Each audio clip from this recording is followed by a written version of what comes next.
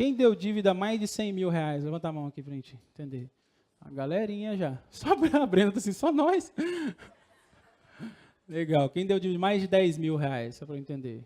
Já deu bem mais pessoas, a maioria. Mais de R$ 1.000 de dívida aqui, quem tem? Quase todo mundo, né?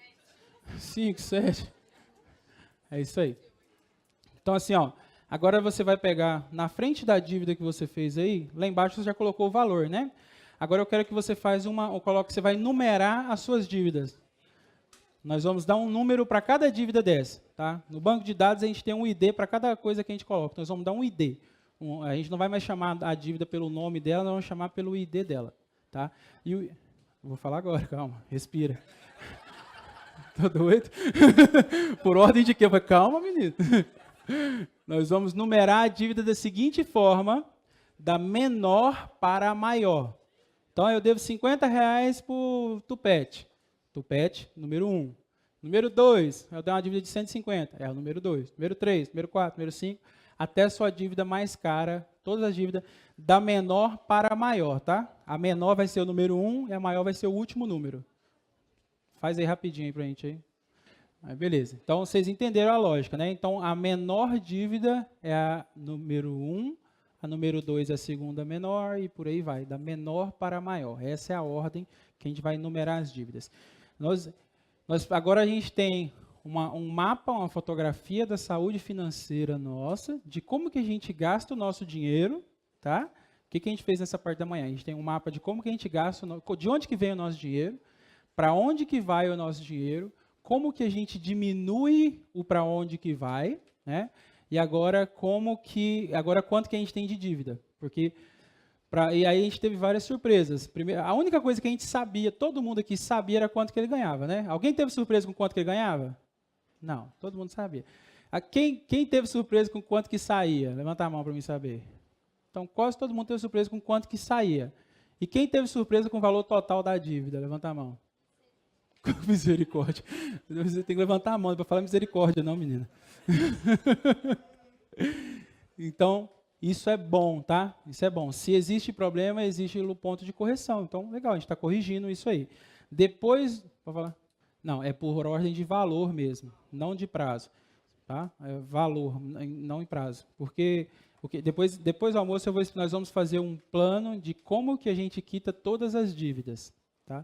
Exceto a casa, Brenda. Eu quero que vocês saibam o seguinte. Nós não precisamos nos comportar como todo mundo à nossa volta. Nós estamos acomodados e vivendo no piloto automático. Por quê? Porque quando você olha para o lado, a pessoa está fazendo exatamente as mesmas coisas e o mesmo comportamento que você tem. Você olha para o outro, a pessoa faz a mesma coisa e o mesmo comportamento que você tem. Nós não precisamos fazer isso, tá? Nós temos que racionalizar e pensar por nós mesmos para tomar nossas decisões. A gente não pode ir no efeito manada. Está todo mundo trocando de iPhone, eu vou trocar de iPhone. Está todo mundo trocando de carro, eu vou trocar de carro. Todo mundo, quando acaba de quitar um carnê de um carro, ele quer fazer outro carnê de carro. Por quê? Porque todo mundo faz isso. Tá bom? Todo mundo faz. Então, não fica olhando a grama do vizinho, não fica olhando o Instagram, então, Deus o livre. Tá? Ninguém posta no Instagram a parte ruim, só posta as coisas boas. Você não faz um post no Instagram chorando. Você faz post no Instagram só quando você está comendo lagosta, quando você está andando de helicóptero, né, Sandro? Quando você está fazendo isso. Você nunca posta coisa ruim. Então, se você ficar olhando a grama do vizinho, você vai ter a falsa percepção de que a vida dele é muito boa e você vai querer ter a vida dele. Mas a vida dele não é muito boa. A vida dele é igual à sua. É igual à minha. É igual a minha. Vocês devem achar que a minha vida é massa demais, né? Uma sincera. O resto é tudo falso.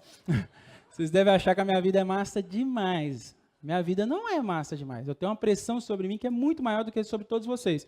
Vocês colocaram aí dívida de vocês aí, despesa, tal. Eu tenho centenas e centenas de famílias que, se eu fizer um erro, vai ser prejudicada por minha causa.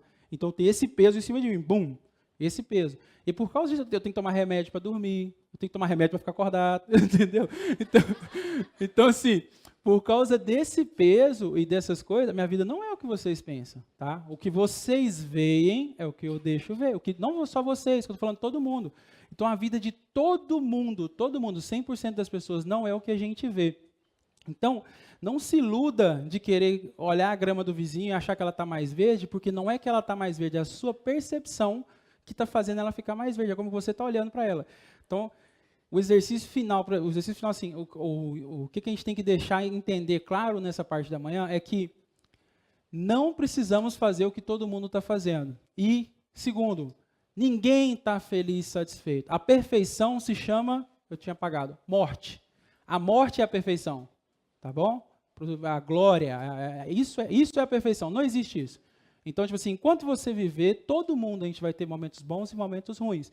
E a gente só vai mostrar nas redes sociais e para quem está à nossa volta os momentos bons. As pessoas mais próximas a gente mostra um pouquinho dos momentos ruins, mas assim, se a gente ficar olhando isso e vendo o cara está trocando de carro, o cara está trocando de telefone, o cara está fazendo isso, a gente vai começar a fazer isso e a gente entra nos 99.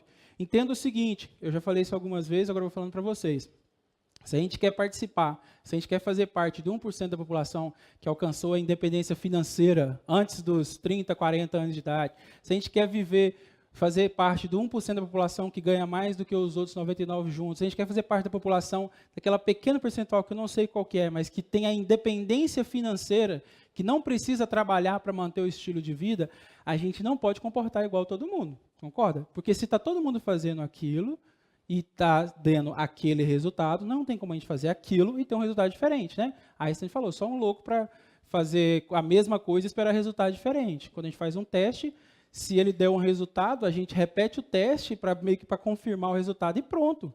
A gente não tem que fazer aquilo ali, não, vou fazer esse teste de novo, porque ele tem que dar positivo, ele deu negativo. Aí faz o mesmo teste, do mesmo jeito, com o mesmo ingrediente, com o mesmo tudo. Tem que haver uma alteração, porque senão não vai mudar o resultado. Então, o que a gente está fazendo aqui agora hoje, esse dia inteiro, é esse choque, é essa alteração. A gente vai alterar isso para que o comportamento nosso seja diferente. Então, a gente não vai ficar, após fazer isso aqui, quem quiser seguir, é claro que ninguém é obrigado a seguir. Quem quiser seguir e alcançar a independência financeira e ter uma vida financeiramente estável e tranquila, ele vai seguir isso aqui e ele vai se comportar completamente diferente de todo o resto. Entendeu? Como é que é o seu nome? Thaís? A Thaís tem um comportamento diferente de todo mundo. Reparou? Ela não tem dívida, não tem nada de dívida. O dela, por enquanto, foi o que deu melhorzinho aqui, né? Os que deu mais positivo. Então, por quê? Já está organizado, já está tudo. O comportamento já é diferente, o resultado é diferente. Entendeu? Agora, quem tem o mesmo comportamento, o resultado está meio que parecido, entendeu? Está na média. Então, a gente não olhar para a grama do vizinho, não olhar o que o vizinho está fazendo, o que o outro está fazendo, fulano trocou de carro, e aí o cara, quando ele troca de carro, e quando ele faz uma coisa, é aquele negócio do ouro, véio. A gente faz uma cagada, a gente quer arrumar um trouxa para a gente passar para ele, a gente quer colocar alguém para fazer junto com nós. A gente compra um carro e fica, velho, você tem que comprar um também, velho, é massa demais, velho. Eu acabei de comprar um carro, eu cheguei pro meu tio e falei, tio, você tem que comprar, velho, é muito doido. Ele tá vindo comprar um, agora ele mudou para comprar aquele. Isso é normal, é natural. Vai continuar acontecendo, vai continuar forever. A gente só não tem necessidade de fazer, entendeu? O estímulo vai continuar existindo. É como que você vai responder ao estímulo que vai ter que mudar. E se você mudar, não tem como você ter o mesmo resultado. O resultado também vai mudar, entendeu?